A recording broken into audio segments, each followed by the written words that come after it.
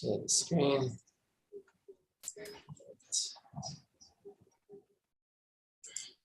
Share the screen. Okay. Thank you for your patience. Sorry for the slides delay. And here we go. Can you see the screen? Yes. Got it. Okay. So Tzara'as, chapter 9. Here we go. Everyone can become impure due to Tzara'as. What do we mean, everyone? That means even a newborn baby or a servant. Now, a servant that we're talking about here is a non-Jewish servant. Now, when a non-Jew became a full servant of a Jew, they would go through some process of not full conversion, but they would take on certain mitzvahs and they go through some type of process of conversion. And therefore, Tzara'as would be something that applied to them as well. However, it does not apply to a Gentile or to a resident alien. This term, ger toshav, was a halachic designation for someone who lived within a Jewish community and accepts upon themselves to live according to what we call the 7 Noahide laws. So they're not accepting full Torah mitzvot. They're certainly not converting, as it were, to Judaism, but they're living a life that is dictated by certain constructs within the Torah, which is these 7 Noahide laws. So there's a certain level of integration they have within the Jewish community, but the laws of Tzara'as doesn't apply to them. Otherwise, men, women, and children, even the youngest of infants. Next point, anyone is acceptable to inspect such blemishes, meaning to look at it and determine that this is Tzara'as. A person can inspect all blemishes except his own, other than his own. Now we're going to distinguish between determining that a certain ailment is Tzara'as and then actually proclaiming the prescription, as it were. Even though everyone is acceptable, this is halacha 2, to assess blemishes, the designation of a person as impure or pure is dependent on a priest. And this is fascinating. Listen to this. So what's implied? If there is a kohen who does not know how to assess blemishes, he's never learned. You know, we've gone through the complicated different manifestations of Tzara'as and what it looks like and so on. You obviously need training to be able to look at something and say, this is Tzara'as, this is not Tzara'as, this is doubtful Tzara'as, and so on. So let's say there's a kohen who hasn't had this training, hasn't learned the laws. What would happen then? So a sage, meaning someone who is trained in this, should observe them. They would do the observation on the person, and then he would say to the kohen, say to this individual, you are impure. And the kohen would say tameh, or you'd say tahar, and you say tahar, you are pure, or you would instruct and say hiskiro, you need to isolate for a week. And then the kohen would actually have to make the pronouncement. So this pronouncement must be made by the kohen, as the verse says in the Torah. It says, "Va'al pihem yiyeh kol riv v'chol nega." Their statements will determine every quarrel and every blemish. Torah is very clear that the statement, the determination, must be by a kohen. Even if a priest is a minor or intellectually or emotionally incapable broadly, the sage would instruct him and he declares the person definitely impure or releases him from the inspection process or isolates him. Okay, so there's discussion around this. But one of the primary concepts, which is as an explanation for this, is that generally speaking, why are Kohanim the ones that bless the people? Because Kohanim supposedly have a unique thread of kindness, and so when we ascertaining or prescribing that somebody is tameh, it needs to be tempered with a sense of kindness. That's the reason why the kohen is the one who determines it. At least it's one of the perspectives that's given. It's clear in instruction in the Torah that only the kohen can actually make the determination. But if they're not expert themselves, they can rely on somebody else's expertise, and then they follow the determination of the other to make that prescription.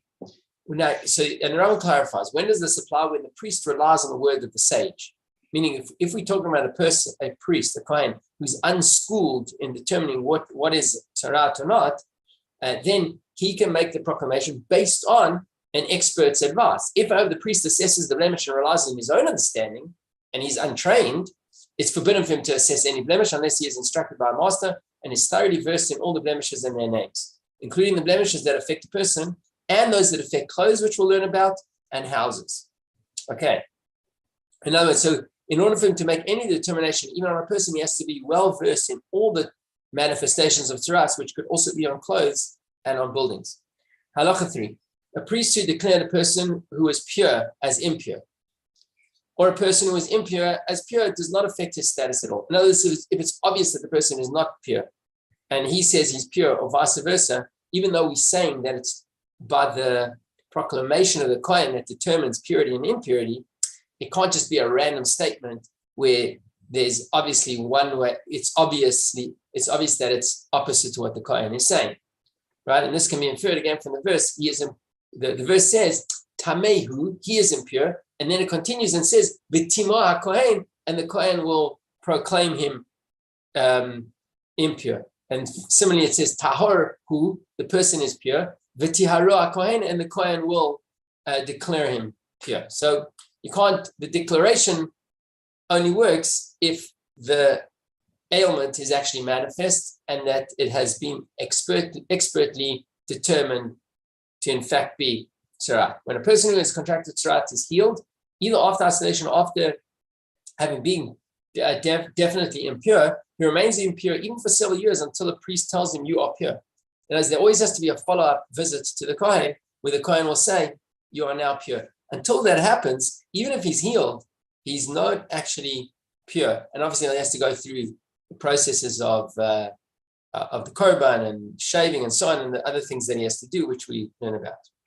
Halacha 4, a priest is not permitted to deem a person impure until he focuses his sight on the blemish when compared to the flesh outside of it. Meaning it has to be in a way that the Kohen can see the entire manifestation of the ailment in comparison to skin around it. We inferred in halacha that we learned previous halachas where if it's manifest on the top of an organ and you can't really see it compared to something else, it's problematic to make a determination because you can't see the whole thing in contrast to clear skin. But this is the thing. He has to be able to see the whole ailment in contrast to skin around it. Priest who inspects a blemish initially should be the one who inspects it at the end of the first week and at the end of the second week. If this person was required to quarantine and then re-quarantine, it has to be the same Kohen at each stage to re-look at it. He is the one who placed the person in isolation, deems him definitely impure, or releases him from the inspection process. It's got to be the same Kohen. What happens if the Kohen who initially inspects the blemish dies or becomes sick, is not available? Then another Kohen can inspect it, but the second Kohen cannot deem him impure because the size is increased. He can look at it and he can say, this is definitely tzara'at, but he can't make a determination, say, oh, it's increased and therefore it's size, because he's not the original one to look at it. Only the first Kohen can be a one to say that you are considered impure because the size increased. A Kohen's word is accepted if he says that this blemish increased in size or this blemish did not increase in size, or if he says this white hair preceded the blemish or this blemish preceded the white hair. We trust the Kohen. He looked at him, he's the first one who looked at it, then isolated the person. We trust him that he's comparing it to what he had seen the week before or 2 weeks before, and his determination based on what he sees and what he had classified is accepted.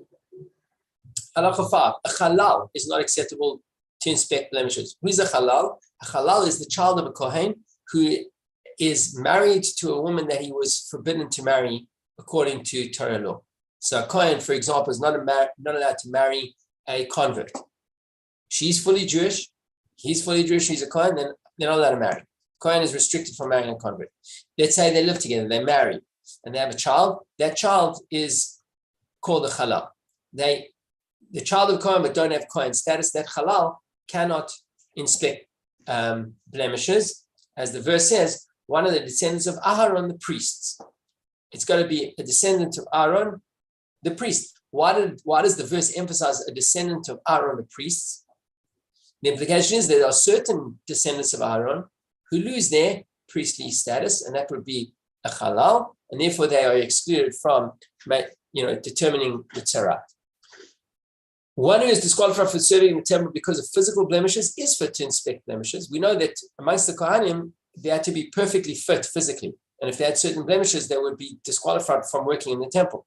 He says, however, that person is still considered a full Kohen and could be one to determine tzara'at. Provided, what's the one blemish that he can't have? Provided he's not blind, even in one eye. Indeed, even a priest whose eyesight has become impaired should not inspect blemishes, as is derived again from the pasuk, as it says, "L'chol marei einei hakohen," the entire vision of the eyes of the priest. So, if the priest is now losing his eyesight or one eye is blind, he can't do that. But other blemishes would not disqualify him from determining tzara'at, even if they would disqualify him from other services in the temple. Halacha 6, blemishes may be inspected only during the day. We're going to see when can you check a blemish.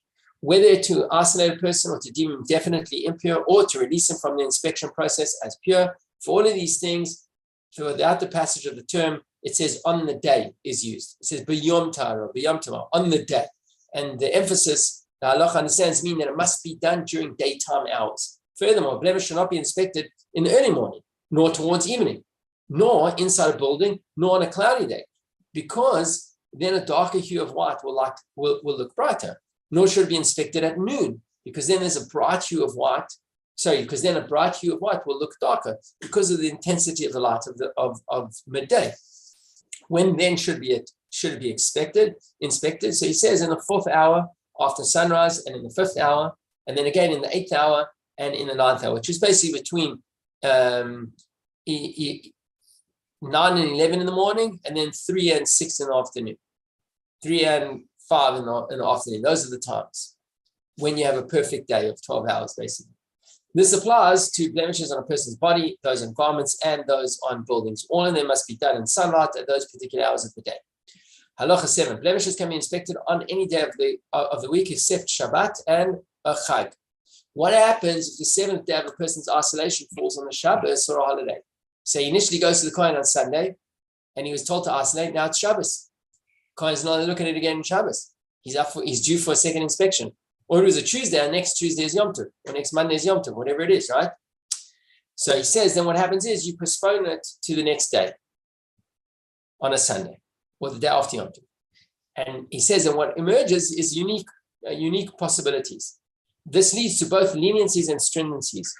For it's possible that the blemish would have been deemed impure on Shabbos, and on the following on Sunday, the signs of impurity would have disappeared. Or conversely, it's possible that on Shabbos, the blemish would have been deemed pure, and now on the following day, it's now looks impure. Ultimately, the determination of one's status is made only at the time of the inspection after the Shabbos. You can't say that, that would have been my 7th day and I would have got away with it. Once it's postponed to the day after, that's when the determination takes place. That's when the Kohen must look at it, because Shabbos and holidays, Chagim, are not appropriate for determining Tzara'at. Halacha 8, when a blemish appears on a bridegroom. So now he's got a question. He's given all 7 days of celebration. Notice he doesn't, usually you'd have to go to the Kohen right away to get a determination. If a guy's going to the day of his wedding, he's given his 7 days of celebration. Similarly, if a blemish appears on his garments or his home, it is not inspected until after the 7 days of celebration, after Sheva Brachot. Similarly, during a festival, he's given all the days of the festival before an inspection is made. So it's first day of Yom Tov. You don't have to go to the Kohen on the next day of Chol HaMoed. You wait out Yom Tov and then you go. And where do we learn this from? Because we learn this from the verse that says, when there's tzara'at on the home, so the verse says, and the priest shall give a command and they will empty the home.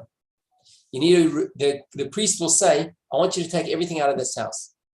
Because even though the priest has looked at it and he's determined now that this is tzara'at, what's going to happen then, he's going to proclaim the house tzara'at and therefore impure. And anything inside the house will then also become impure. And people will lose monetarily. So the Kohen must instruct them to remove everything from the house. And only then does he give the determination that it's tameh. Because remember, as we said, only the Kohen can say it's tameh. And conversely, only the Kohen can say it's tahara. So he's saying, because we know that that's the truth when it comes to a home and the contents of a home, that you're gonna save, we're concerned for the person's material possessions. He says, so we can determine then, now, if the Torah postponed the matter for the sake of concerns that they are merely permitted, meaning so that one's utensils not be deemed impure, then first concern to be made that the judgment should be postponed for a mitzvah. If it knows that the person is in the midst of his Sheva Brachot, in the midst of the holiday, we can postpone it, because otherwise you're going to deny him that opportunity to do those mitzvahs. If you're willing to save someone the concern about their objects becoming tamei, certainly we should be concerned not to deny the person a mitzvah that they're involved in. Halacha 9, a person should not be isolated, deemed definitely impure, or sent away except on the day the blemish was first inspected. Then on the 7th day afterwards, on the 13th. Why the 13th? So we know that you could have 2 weeks of isolation. Would that not then be the 14th? So what the Rambam is clarifying is that this applies with regard to blemishes for which the isolation period is 2 weeks. It's on the 13th day, not the 14th. Why? Because the 7th day is counted when calculating the first week and the second week. So day 7 is day 7 of the first count, and it's day 1 of the second count. So it ends up being 13 days from the original inspection. It's valid for all blemishes, those on a person's body, those on a garment, and those on buildings. So the 7th day becomes the first for the second week. Halacha 10, a person should not be isolated a second time in the midst of a period of isolation. So let's say he's come to the Kohen. The Kohen says, well, this is doubtful. I want you to isolate for a week. Now, all of a sudden, during that week, a new lesion appears. So what the halacha is saying is that you can't be isolated a second time. Meaning, during the period of isolation, we don't re-look at anything. We don't even look at new lesions.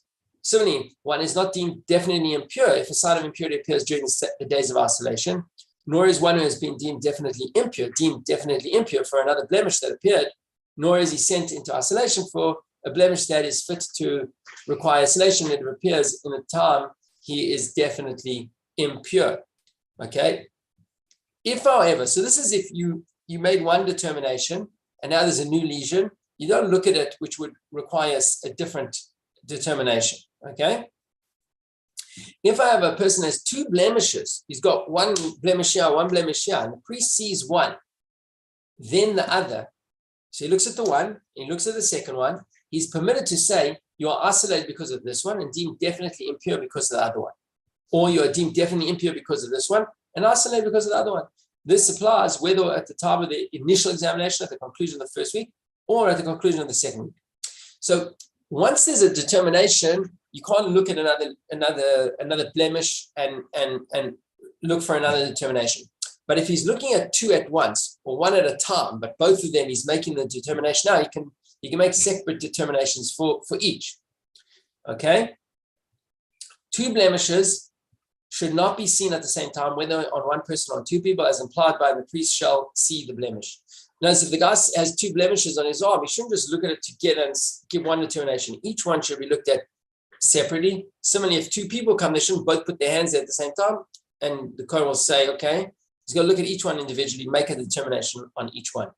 Halach 11, when a blemished person comes to a priest for an examination, he should not tell him, go and return.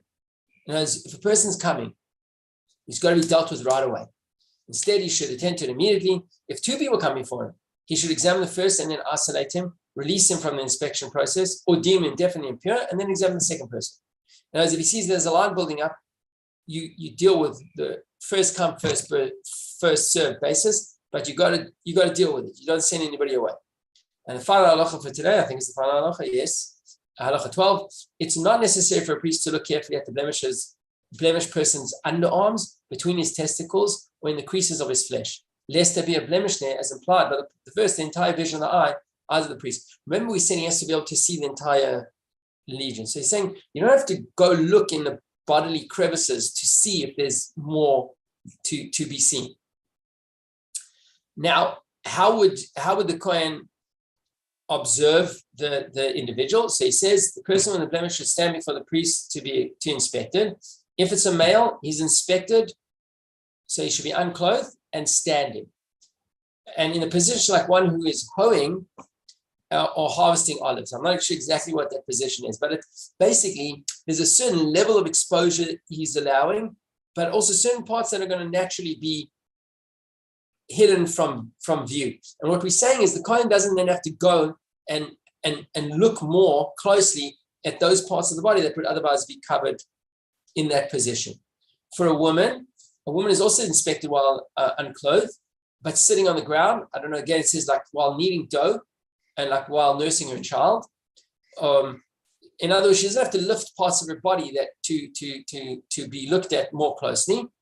Or like one who weaves with a standing loom, where she would raise an arm so that her underarm is revealed. I'm not exactly sure what the status is that they're standing, but the point is, if a blemish can be detected when a man or woman is in these positions, he or she is impure. If it cannot be detected in such a position, no attention is paid to it. In other words, if in that position, there are parts of the body that are naturally covered, you don't go starting looking deep at those parts of the body. Just as a person appears before the inspection of his blemish, so must he appear for his shaving, which comes at the end, the cleansing process. It would be in the same way. If hair could be found on any portion of his body when a man is standing naked like one who is hoeing, or like one who is harvesting olives, or a woman sitting in the position described, then the shaving is acceptable. You remove the hair that's obviously seen. The Kohen is not required to search in other places to see if hair remains, even though he is required to remove all the person's hair, as will be explained. We're going to talk about that, the process of how the cleansing process, it says you've got to remove all the hair, but again, it's only all the hair that's apparent in that position. Okay. So, question, please. Yes, sure. Go ahead, Kent. In the very first paragraph, it talks about Tzara'at appearing on a newborn baby. Bearing in mind why Tzara'at is usually inflicted, that seems very incongruous. Why newborn baby? Yeah, and as why would they be carrying somebody else's sin, as it were? Because we said that it's a spiritual. Exactly. Yeah, it's a good question. I don't have a good answer. Okay. Fair question. Okay. Thanks. But yes, you're reminding us that ultimately, as we've determined, it's a spiritual ailment, and as we know, and we're learning it in the Parsha this week, and next week. For those who be studying the weekly Parsha, we kind of the laws that we learn here are paralleled because they are drawn from this Parsha. Yes, so we know that it's really a spiritual malady, that it results from spiritual misbehavior, as it were. So why would a baby get it? Well, I don't think he's saying he would necessarily, but he is allowing for the possibility, and you've got to wonder why. Okay. Yes. Okay. Halacha 1. Question 1. When a person who contracted Tzara'at is healed, does he need a priest to declare him pure? Yes. Yes. He mentioned it could be even after a long period of time. If for whatever reason he didn't encounter a priest right away, he should have, because we'll learn. You've got to go through the process of purification. But if for whatever reason he didn't, he continues walking around, even though he's healed, he remains impure. Okay, may a priest with disqualifying blemishes inspect someone for Tzara'at? There are 3 options. Yes, but a halal may not. Yes, halal. Even a halal, or no? Halal may not. No. One. Right. Halal may not. The halal is a child of a Kohen in a marriage that they should not be in. He cannot. But otherwise, the physical blemishes are not. Which other blemish would be a problem?